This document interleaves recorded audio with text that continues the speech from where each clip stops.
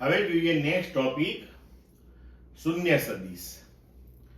તો શૂન્ય સદિશ એટલે કે નલ વેક્ટર એટલે કે શું?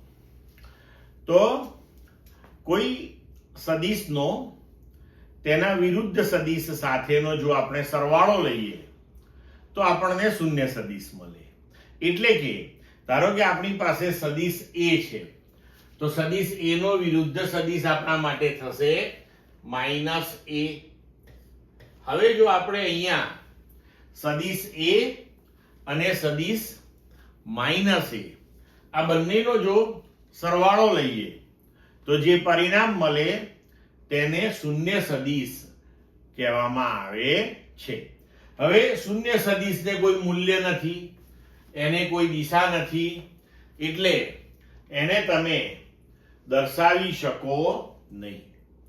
હવે અહીંયા મોટો પ્રશ્ન તમને એ થાય કે સાહેબ આને દિશા નથી, આને કોઈ મૂલ્ય નથી, તો પછી આ શૂન્ય સદિશ જે છે એની વિચારધારાનું કામ શું? અહીંયા આ કોન્સેપ્ટ શું કામનો? આપણે તો ભૌતિક શાસ્ત્રની દ્રષ્ટિએ આ શૂન્ય સદિશ જે છે એની અગત્યતા ઘણી છે.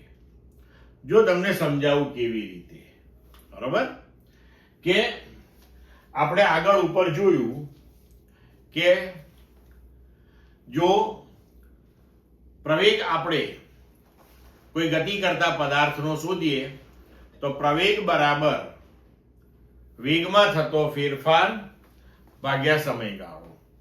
બરોબર. હવે ધારો કે પ્રવેગ શૂન્ય છે, તો પ્રવેગ એ સદિશ રાશિ છે, પ્રવેગનું મૂલ્ય શૂન્ય છે, તો પ્રવેગ એ પોતે શૂન્ય સદિશ થયો. તો હવે જુઓ, ભૌતિક શાસ્ત્રની દ્રષ્ટિએ જોવા જઈએ તો કોઈ કિસ્સાની અંદર, કોઈ ગતિના કિસ્સાની અંદર જો પ્રવેગ શૂન્ય હોય તો તરત જ આપણને સમજ પડે કે આ ગતિની અંદર વેગમાં કોઈ ફેરફાર થતો નથી, એટલે કે પદાર્થ અચળ વેગથી ગતિ કરી રહ્યો છે. તેવી જ રીતના આપણે આગળ ઉપર શીખીશું કે બળ એટલે વેગમાનમાં થતા ફેરફારનો દર.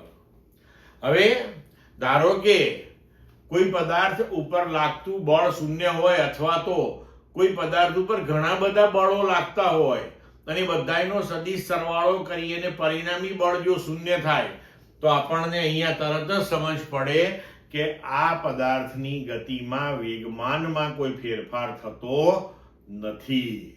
બરોબર છે? તો ભૌતિક શાસ્ત્રની દ્રષ્ટિએ આની અગત્યતા છે, એટલા માટે આપણે આને આવી રીતે વ્યાખ્યાયિત કરીએ છીએ, રજૂ કરીએ છીએ. ક્લિયર મિત્રો?